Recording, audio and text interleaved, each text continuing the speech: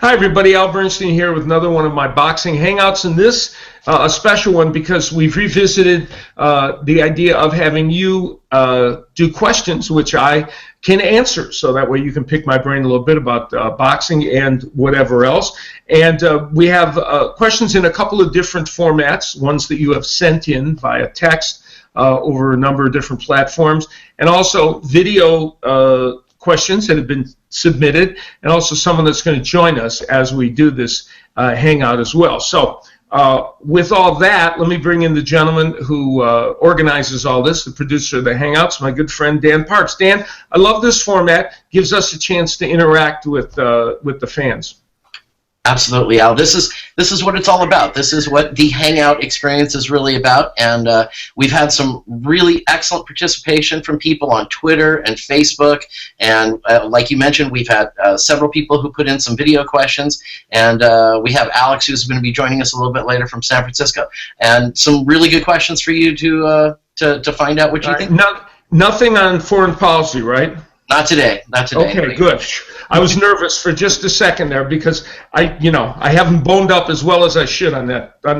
Now, Broadway musicals, I'm good. They can come at me in any way they want. Okay. Oh, I think I just lost a few people, didn't I?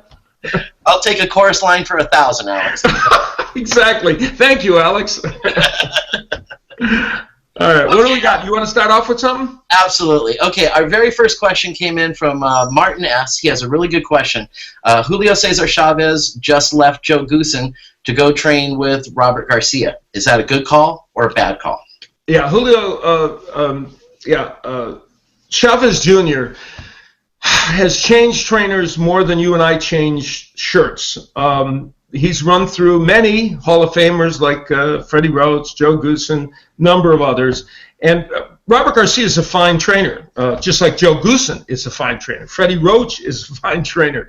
Others that he has trained with have been fine trainers. So it's really not the trainer, okay? It's Julio Cesar Chavez Jr.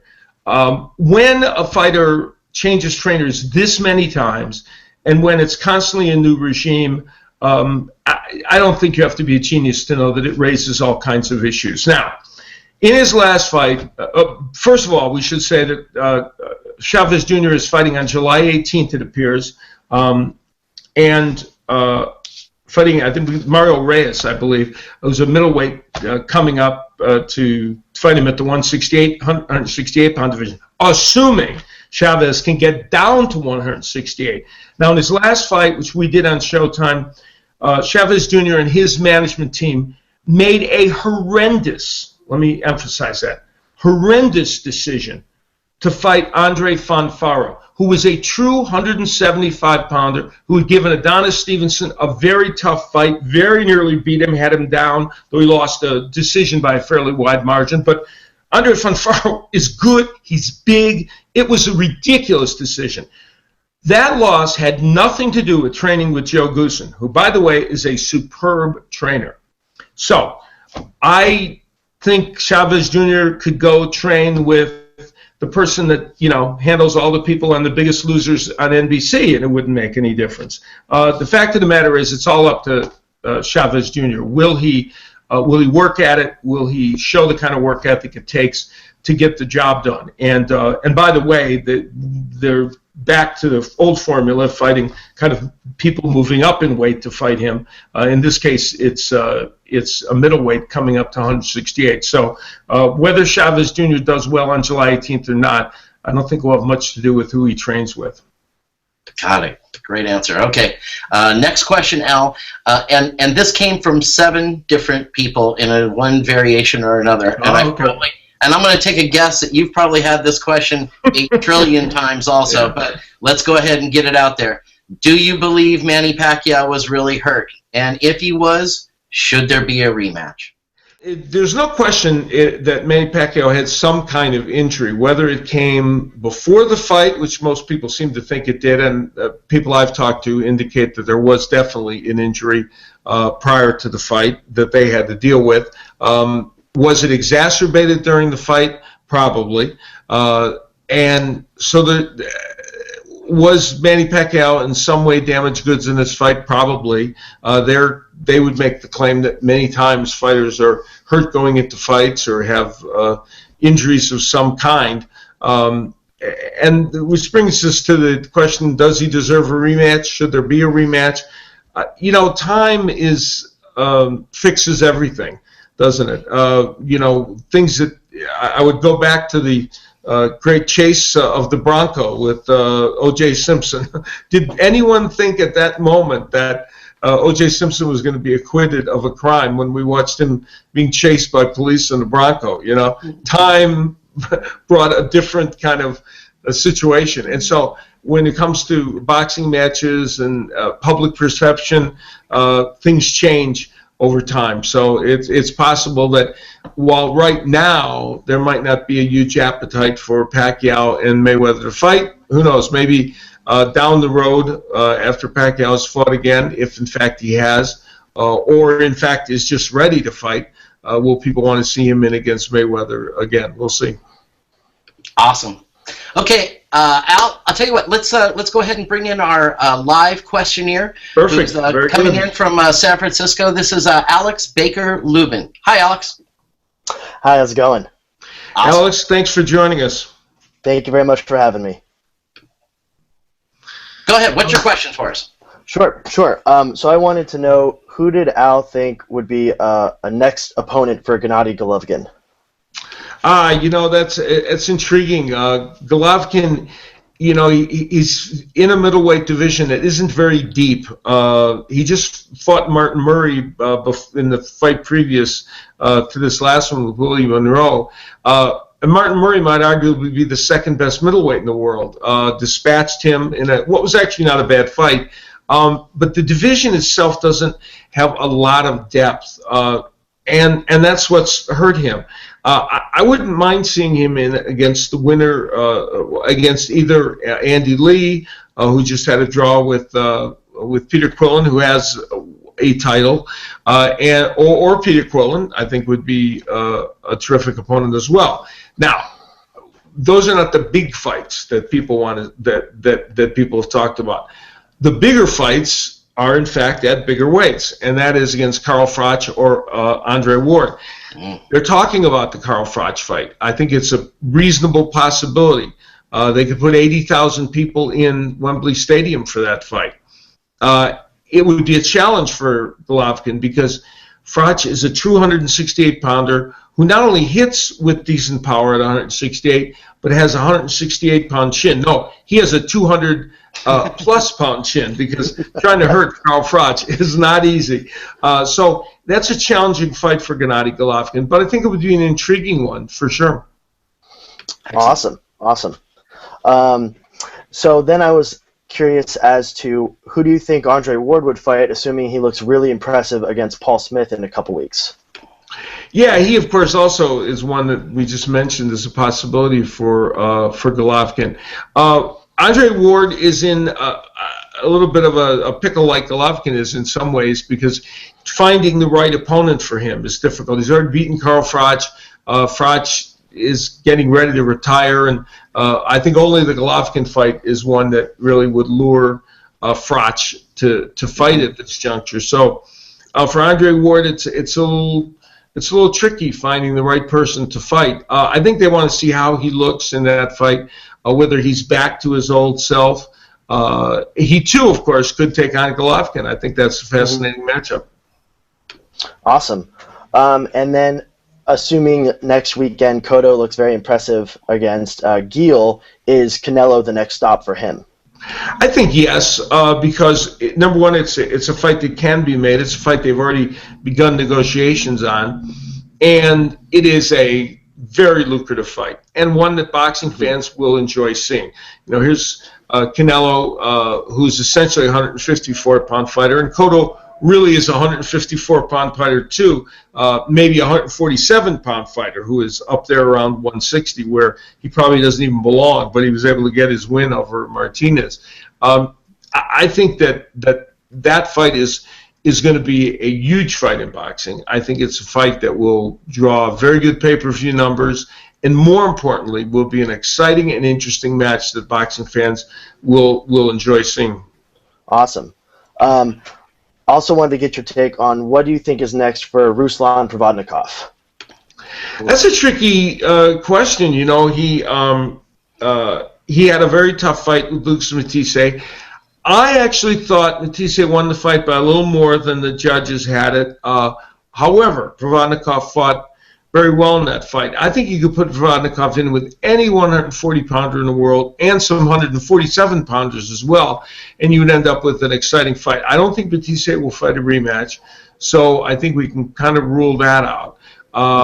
So I think Matisse is looking to other big game, but Provodnikov, he'll have a match of some notoriety. Why? Simply because he is Ruslan Provodnikov. Now, one fight that I know probably people would love to see is Provodnikov and Terence Crawford. Oh, yeah. The only thing is I don't know if they would throw Crawford in with Provodnikov at this juncture when he's just barely moved up to 140 pounds, but that would be fun to watch. Yeah. Right, absolutely. Awesome. Well, if I can end with one last question. Sure. To me, as a real boxing fan, the last couple of years really do feel like the golden age in boxing in the last 15, 20 years. Now, I'm only 30 years old, so I haven't been around for that long, but this certainly feels like a really exciting time and some really great potential fights to come. Do you think that's true? Yeah, it definitely is, Alex. So look, 2013 was one of the best years boxing's had in the last 25. I mean, there were just great matches dotting the landscape of boxing everywhere. 2014 was pretty good, not as good as 2013, but for 2015, despite the Mayweather-Pacquiao fight not quite living up to expectations, we've had some very good fights, and what's more important, the sport is getting bigger exposure with all these deals on over-the-air TV, and because of that, there are more fights, and there are more good fights. I think at the end of the day, I mean, we're not even halfway through, or just about halfway through 2015. I think by the time 2015 is done, it'll look a lot more like 2013 than 2014. And I think it's going to be a very, very interesting time. And I do believe that however long the quote-unquote Heyman experiment goes of buying all this TV time and putting on these big matches, and getting exposure for fighters, however long that lasts, whether it's 1 year, 2 years, 3 years, 4 years, 6 years, whatever it is, the fact is it's going to raise the exposure of these fighters and raise the level of the sport in some ways in terms of where it is in the niche scale. And so, I think this is going to be a banner time for the sport. Awesome. Yeah. Excellent. Hey, Alex, thanks so much for joining us. Thank you so much for having me. Okay, Thank you. Al, next we have a video set of questions from Jody Ankar, who I think you'll remember from the weigh-in at the Mayweather-Pacquiao fight. All right, how you doing, Al? It's nice to speak with you. Great, thank you for having me on here. It was nice meeting you at the weigh-in at the Mayweather-Pacquiao fight. I received your post. It was waiting on me when I got home. And but anyway, as far as my questions go, I have a few questions. I don't know how many you may be able to get to. But the first question, and it pertains to the fight. Because even weeks later after the fight, why do you believe that there's so many people who believe that Canelo was able to defeat Champ on May the 2nd? To this day, I still go back and forth with many people who believe that he won the fight. So I just want to get your take on that. Do you think that the way that the fan base is, could that influence the way that a lot of boxers fight? Meaning, do you see where you may see a lot of fighters starting to, instead of learning the art of the sweet science, wanting to just go and just slug it out with their opponents, as opposed to the art of hitting and not being hit?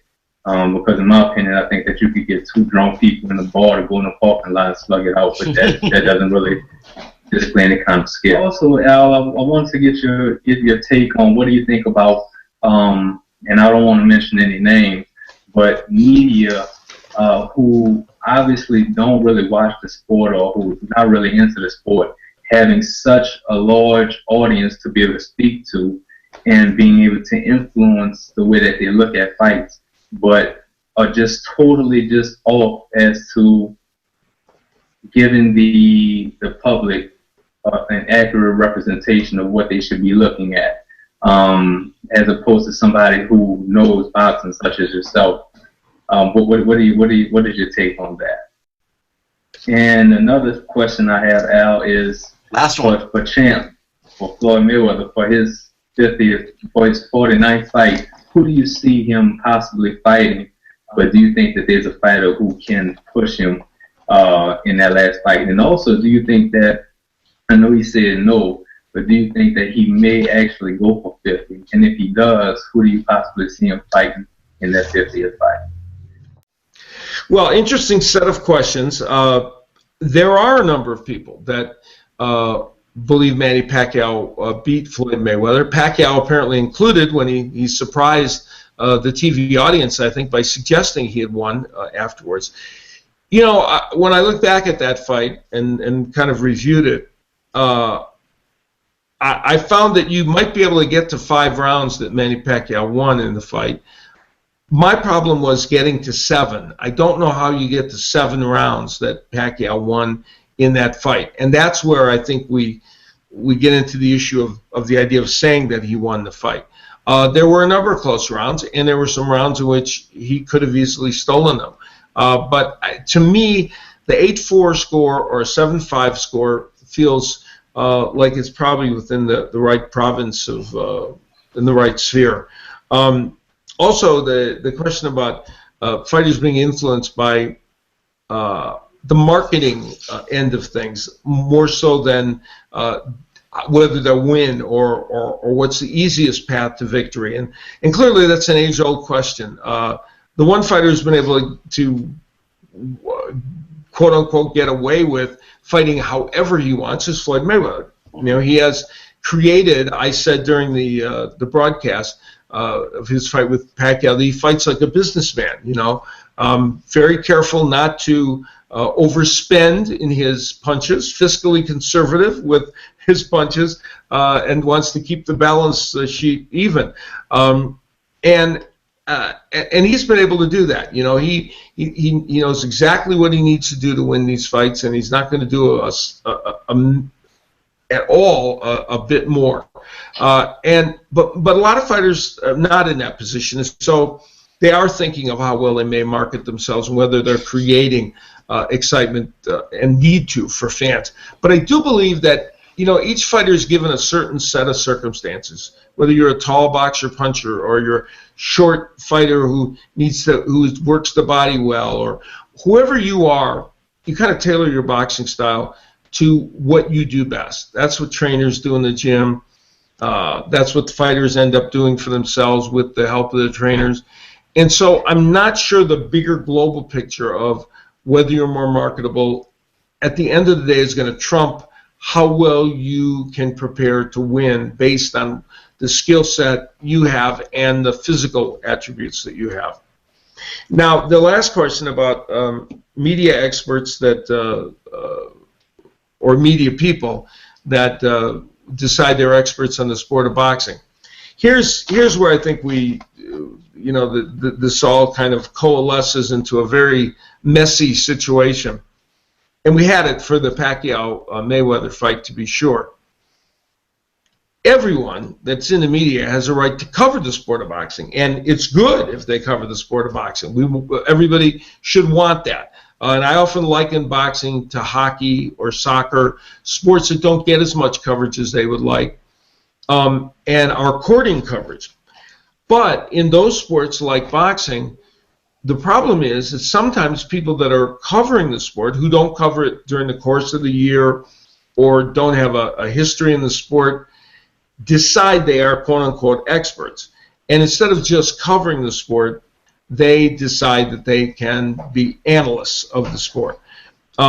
And that's when I think we get into some dangerous territory. Because, I mean, for many years I had a radio show on the ESPN affiliate in Las Vegas, and I've had national shows as well. And my feeling was there are certain sports I am not going to be able to do any analysis on.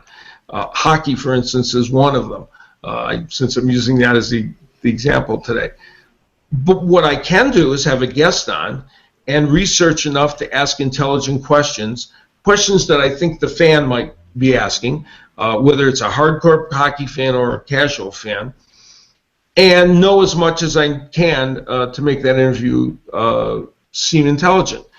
What I shouldn't do is get on there and decide that, I know better than the person that's on there who's the expert, which lines the Tampa Bay team should use when they play the Blackhawks, and whether the Blackhawks defensemen are just a little slow in getting back, whatever nuances that I know nothing about.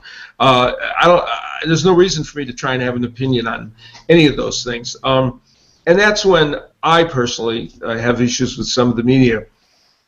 We get people who cover the sport very occasionally, very sporadically. And yet, when a big fight comes along or something where they will be covering, they want to give all their opinions. They want to say, this is what's going to happen. This is the state of boxing today. All the things that we've heard before. And that's the part that I think is distressing to me, because you don't know that. You haven't covered the sport on a regular basis. And I was on one show where, and I'll get on these radio shows, and I know right from the get-go whether it's somebody that wants to actually ask me questions and to hopefully, add to the enlightenment of the fan about the fights, or if it's somebody who really doesn't cover the sport very much but just wants to give opinions. One person was doing it, he was making all these grand statements about the state of the welterweight division of boxing, whatever. And I said, do you know who Keith Thurman is? And he said, no. And I said, well, they disqualify you, for instance, from really deciding all about the welterweights in the sport of boxing. So that's the part I think that gets a little bit dicey for people.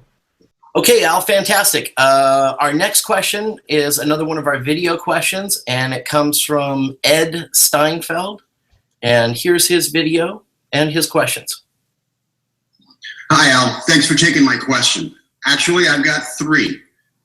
First, since Mayweather is fighting again in September, is he going to be fighting a hand-picked opponent, or is he actually going to be putting his belt on the line and fighting a tough opponent? What do you think? Second question is the heavyweight division. Will it ever be worth watching again? Is there anything down the road that we can look forward to seeing? Any heavyweights we can look forward to seeing? And thirdly, several years ago, Eddie Mustafa Muhammad started what was a boxers union. Whatever happened with that? And is there ever a possibility that boxers can have a union? Okay, good questions by Ed. The first one, of course, we kind of dealt with a little bit, but I'll revisit it for a second.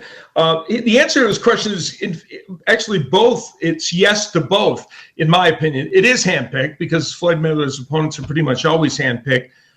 But I actually am one of the people that believes Amir Khan is a challenge for Floyd Mayweather because of the range he has and the way he boxes, and the fact that his big issue, getting hit by big punchers, doesn't really apply so much to Mayweather because he's not a monstrous puncher. So we'll see how that all plays itself out. At the heavyweight division, there is a heavyweight worth watching. And there's actually several. Deontay Wilder may well be one of them. He performed very well against Stavern in winning, and now he's got another fight June 13th, and we'll see how he's developing. He's getting a lot better, and I thought his performance against Stavern was very good. The one guy, though, that I am really interested in the heavyweight division is Anthony Joshua from Great Britain. He is a terrific fighter, and he's only got like 10 or 11 wins now, but he's starting to edge his way up. And ultimately, he and Wilder and Tyson Fury are the next level of the next generation of the heavyweights. You could see them having lots of battles. If Tyson Fury is somehow able to beat Vladimir Klitschko, it will set up what I think will be a wonderful trio of Wilder, Fury, and Joshua, and maybe somebody else will sneak in there. But I think it will at least make the heavyweight division kind of interesting. As for Boxers Union, yeah, Eddie was involved.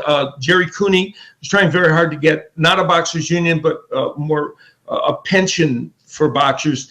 Problem is, boxing is laissez-faire capitalism run amok. It's a sport that doesn't have a single body controlling it. So I think the idea of a fighters union or even some central fund that will help fighters, unfortunately, I think just is probably untenable. That's too bad. I hate to give that answer, but I'm afraid it's probably not. Oh, that's too bad. Okay, let's go for another one of our video questions. Coming from Reggie Woodson, and here's Reggie's questions. Hey, thanks a lot for this opportunity, Al. Great speaking with you. Long-time boxing fan, and just hoping that it makes its way back.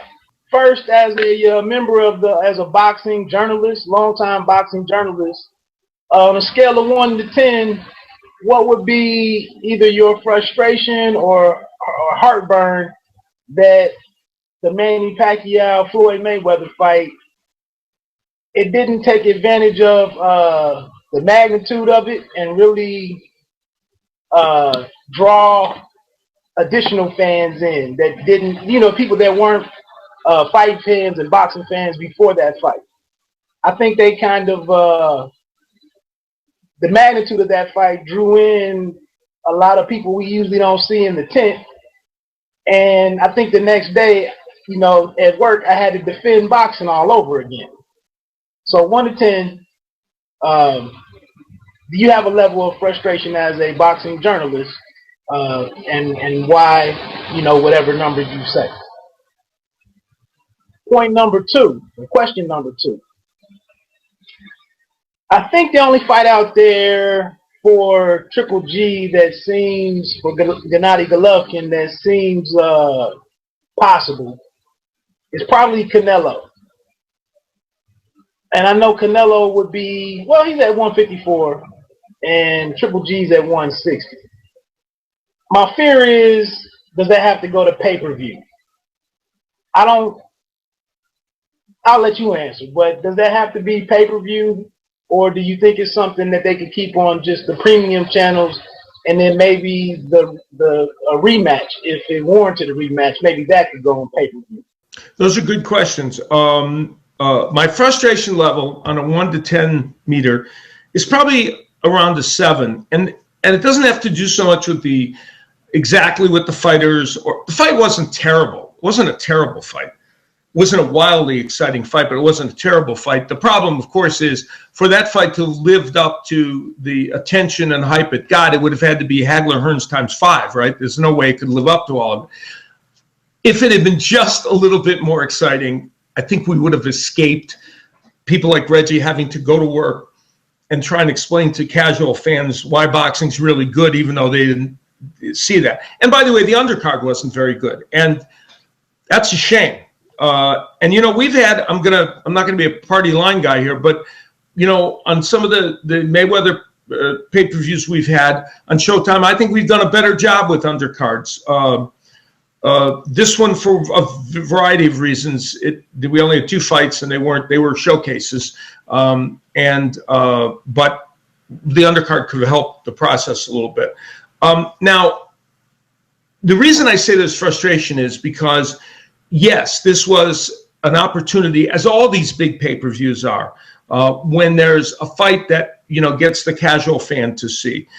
You want it to be of interest to them so that they'll say, oh, I want to watch some more boxing. And now there's so much more boxing available. And the boxing in 2015 has been very, very good. And they can see it for free on over-the-air television, in addition to the premium channels. So Was it a missed opportunity? Yes, because we know somewhere around 50 million people, almost 5 million homes, so you figure probably an average of 8 or 9 or 10 people per household were watching this fight. So there is a frustration level on that.